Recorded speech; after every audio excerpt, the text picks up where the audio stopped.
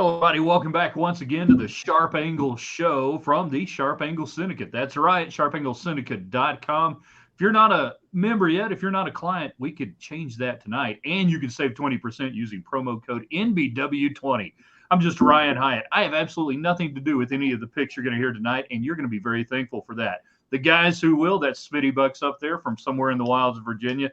Down around Nolan's Way, he's Stevie Shrimp. Gentlemen, happy as we record this. This is Thursday night. Happy Thursday night to everybody, unless you've got like the under the over and you don't know what's happening in the game. Happy Thursday night to everybody. Glad to be here again with you guys. So let's crush some games this weekend. Let's get to it because we've got a big board, a lot of college, a lot obviously NFL full swing, and we kind of got a week to digest. Finally seeing what these teams look like. We'll start it off with you, Smitty. What are you looking at? What do you like this week? Well, I'm going to say this real quick, and I said it on my notebook wagering last night. This week's kind of, there's always winners on the board, and we're going to find those winners for you. Next week's the week that I said you fake an injury early by about Wednesday, so your wife just leaves you alone because that board is loaded. There is games all day. Put the hose up. Faking it like it's raining out, and she looks out and goes, man, it's raining and it's really sunny out. Come up with a science project. I don't care what you have to do. Next week's the week with games that you want to sit on the couch and watch. But hey, this week, what am I going to do? I'm going to look at some team points. I'm going to be honest. My college football a little bit has been struggling here and there a little bit. Team points has been there, especially if you've been listening to me to say take USC. They got it about halftime last week. I had to stay up until about 2 o'clock in the morning to make sure they covered that last week. But where am I going here? I'm going to say this. I played the Maryland team points over right now. That's one of my plays, 31.5. I don't like where the total is going for the game. They played Virginia. That game, Virginia, James Madison was very high scoring last weekend. Maryland, again, they've scored 38 against Townsend, 38 against Charlotte. UVA's given up 49 to Tennessee and 36 to James Madison. I think this is going to be a lot of points. I don't like where the total is right now on the points. I still think this is a good one. I like that one a lot. I'm also going to play TCU with their team points over 34.5. They've scored 42 and 41 so far. Houston's only given up 14 in the first game against UTSA. Last week against Rice, that game was a track meet. That they gave up 43. I think this one's going to be extremely high scoring. I'm going to throw one more quick one, then I'm going to let Stevie talk, then I'll bounce back here really fast. I think also Kansas. I was impressed with Kansas last week. Our great guy Stevie here gave that game out on the site. They blew out Illinois, man. They looked really good. I really like that team. I think they're going to score some points. All they've done so far is scored 48 and 34. They're playing Nevada. Nevada's given up 66 and 33 to Idaho. So I think Kansas, if that's not a big letdown spot, man, they, big game Friday night, they were on TV. Just keep throwing the points on. There's 3 team totals I like. I got one more. If we have time, I'll throw it out there. Stevie, what do you have this week? I got some plays that I really like. This is the week of the home dog. I got a few home dogs that I really like a lot. But you guys are going to have to subscribe to get those. That's the meat and potatoes. But I got a couple games I'm going to give out two freebies. I'm going to give out a college game that I like a little bit. I think ULL is down this year. I'm not a big fan of the coach, DeZormo. They lost a lot of good players. I don't think he's recruiting as well as the previous 2 coaches. I think Trent Dilfer's got UAB is an up and coming program. Trent Dilfer's a guy that's brought some life to that program. Not that UAB was down much, but it's just a different kind of atmosphere now. It seems like they playing with a lot more emotion, and I think UAB is the play at home. The line's already moving in that direction. It's 2.5 right now. I think it opened 1 or pick 'em. You'd want to get on that now before it goes to 3, of course. So that's my college play that I'm going to give out. And in the NFL, I'm going to give out a team on the road that I think is going to bounce back. The Seahawks. They had a big kind of disappointment at home against the Rams. Nobody thought the Rams were going to be any good. but they look like their offense is pretty good this year. That was kind of a surprise to see. Um, I like Pete Carroll coming back after a upset loss at home. I think that line's down to like 5 now. I got it at 6, but I think it's going to be a close game, and I think Seattle's got a shot to win the game. I really do. I think Detroit. That was an emotional win for them last week against Kansas City. Now they they patting themselves on the back. They think they Super Bowl champions now. They beat the best team in the NFL. This is a perfect spot for a letdown. I think the Seahawks are the play here. Good stuff. We'll get back to the NFL in a minute. Smitty, I want to cough up a lung tonight. That's brought to you free by sharpanglesyndicate.com. You can get the over-under on when Hyatt actually loses his lung. I want to go back to your team total deal because this is something that a lot of people that are new to sports wagering, I think, overlook a lot. They look at totals. They look at a game total, but they don't look at what may be the better bet, which is a single team. That you may be looking like TCU and Houston go, I think TCU can get there. I think they can hold up their end of the 64.5 points, but I'm not so sure about Donovan Smith, Dana Holgorsen, that Houston offense. Take them out of the equation. A good example of that in the NFL, I think, was this past Sunday night. Dallas rolling. Now, I was on the under, but overbettors were sitting there going, can I not get anything out of the Giants? Had you just taken Dallas team points, boom, over on that, you're fine. So I think for a lot of people new to the market, Stevie, I think that's a really good play to tell them about right now because it's not a technical hedge, but to me it takes one of the elements out of the equation that I have to worry about, and now I'm hyper focused on an internal game component. Yeah, I think sometimes it's hard. Last week we were talking off air, myself and Ryan here. I kind of gave out on some shows and some spots. I did Boise State money line, great dog play, great game. They lose at the very end. I had Texas Tech, plus the points. They give up a late interception, which Ryan is not happy about, as you can see right there. And so I think sometimes if that's not, as me as a gambler, what I've been taught by some people that I really respect is if some of your plays aren't working the way it is, change something up. If it's then go over under. Go team points. I like team points in college football. Some of the games can get high scoring. So that's just kind of a look how it's been a little iffy. My team point plays right now have been okay. So I'm going to go in that direction this week. I got a couple other ones too. I would keep an eye on Oklahoma. Oklahoma plays Tulsa. Oklahoma came out the first week, scored 73, and they only scored 28 against SMU, but I think that SMU team's a really good football team. I think they're kind of deep. And Tulsa, they can give up some points. They gave up 43 last week against Washington. This one could be a high-scoring game, too. I haven't played it yet, but there's just another lean on that you could look at. I think there's some good spots with some team points. I think more people should look into team points. If you see that, really look at the offenses, look at the defensive stats, and try to take a chance with it. Stevie, what else you got tonight? Anything else that we're looking ahead to Sunday? All markets have their inefficiencies. Or are you seeing some overreaction maybe to week one that everybody's waited so long to see these teams and then wham, oh, wow, this team's better than we thought or worse than they thought? Do you think there might be any overreactions that we can take advantage of? I don't think that the market's really affected by one game so much. I mean, I think it takes 4 or 5 weeks before things really get corrected. I think the rankings, the power ratings and stuff, normally the needle don't move too much after one game, barring an injury. I mean, like the Aaron Rodgers, that was a blow. That's a 6-point change. But for the most part, without injury, I mean, I think they moved some, maybe a half a point at most. I don't think there's really an overreaction this week.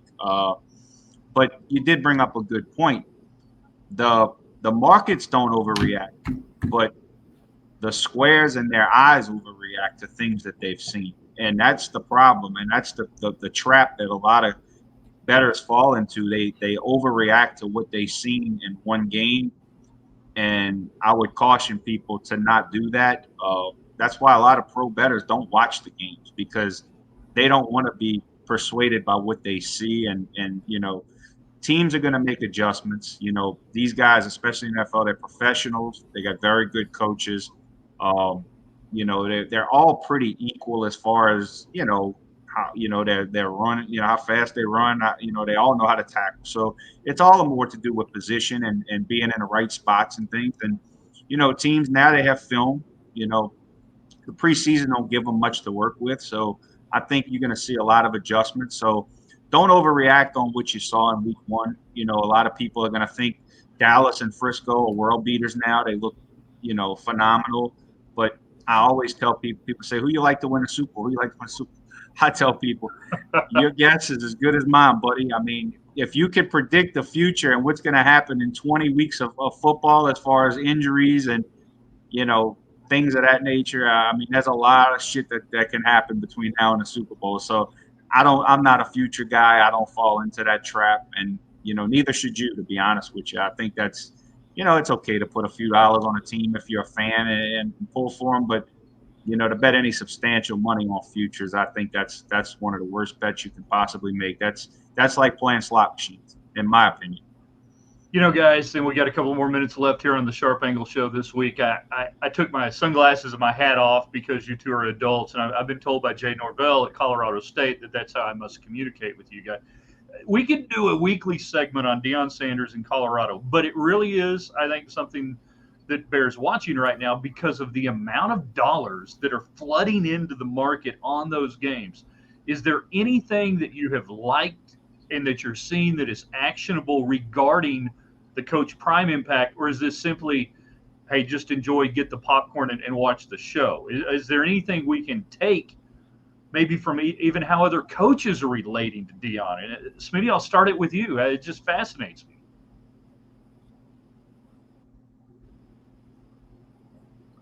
Well, it's been tough. I'm 0-2 with Colorado games, so I might stay off completely. I had them in the first week, and that didn't go well. And then last week I had Nebraska. I thought team points. I had them up.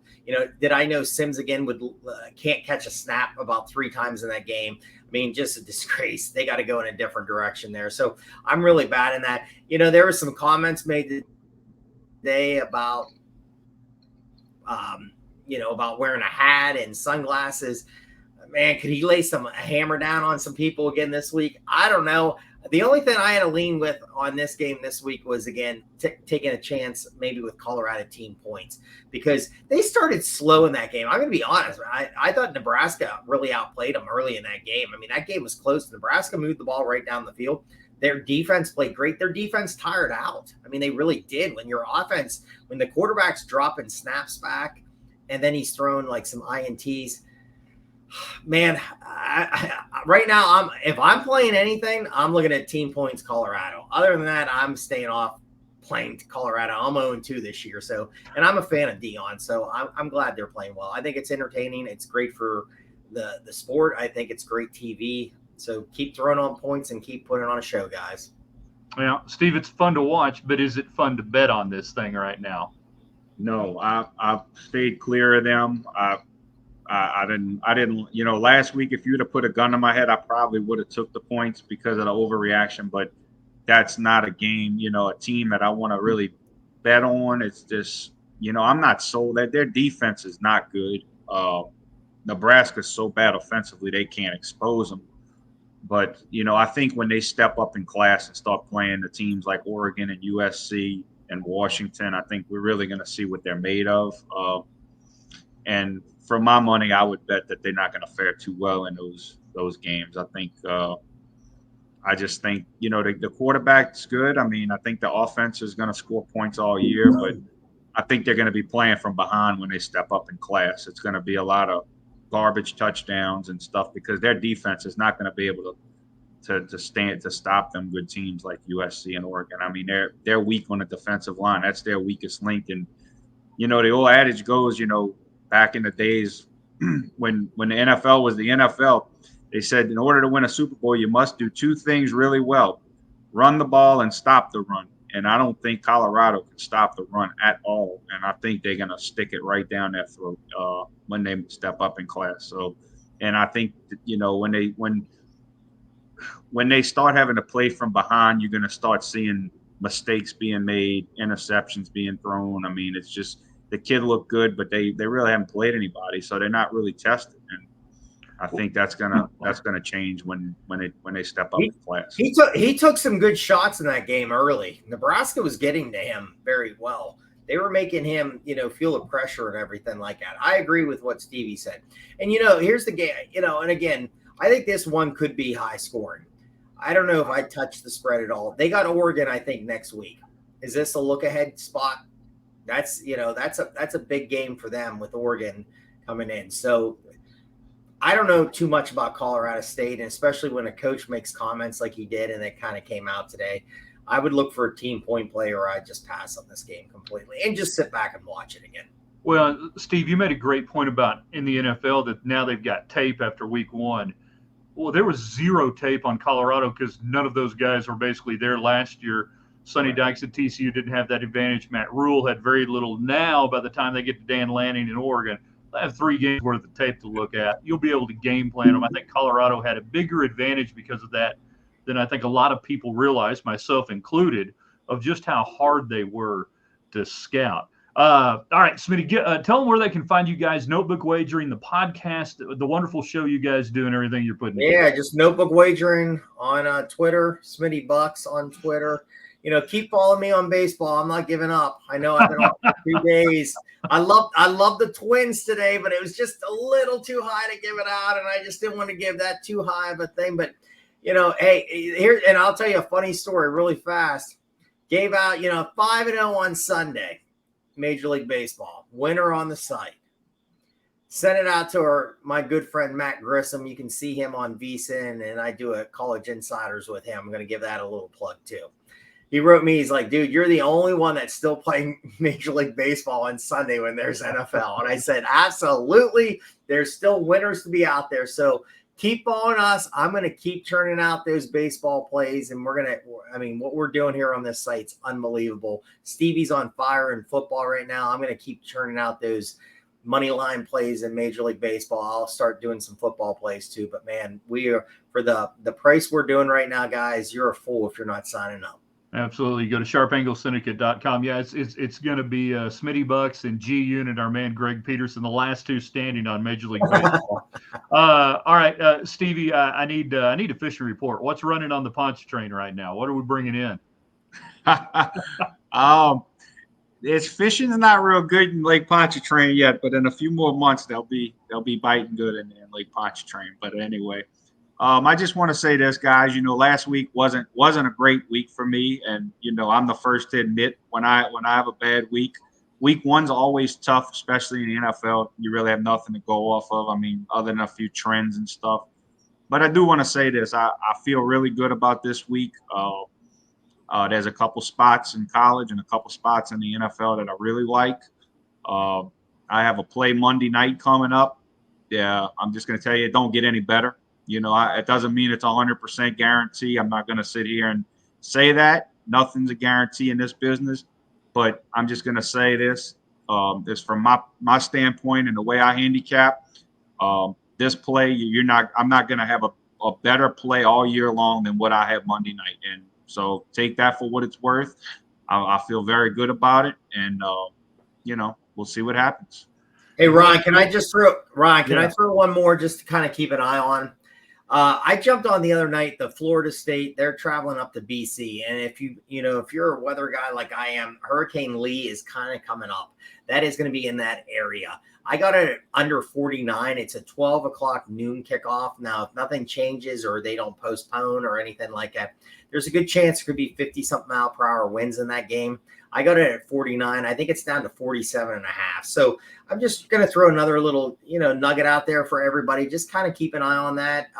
If it kind of moves again, good bands are coming in there. Could be heavy rain, could be, and again, BC is not a very good team. They're going to have to really slow that down anyway. So just another little Weather Channel info for everybody. And just one more play that I was on, I wanted to give out to our listeners. And the key thing there is wind over wet. Wind will affect totals much more than wet or snow. It is just about 52, 54. Yep.